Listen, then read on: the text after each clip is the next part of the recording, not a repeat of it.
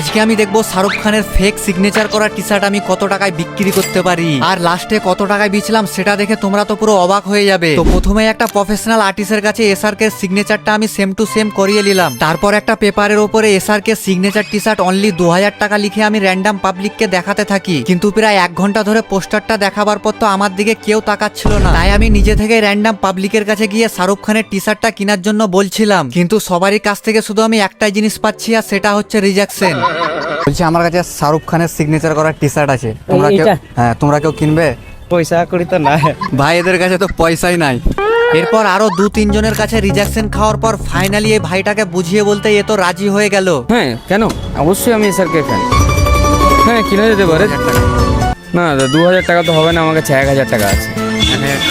হ্যাঁ, এরপর বার্গেনিং করে ফাইনালি এই ভাইটা 1000 টাকায় টি শার্টটা কিনে নিল। ভাই বিশ্বাসই হয় না, সাবস্ক্রাইব করে দাও যেন এসআরকে আমার নামে কেস না করে দেয়।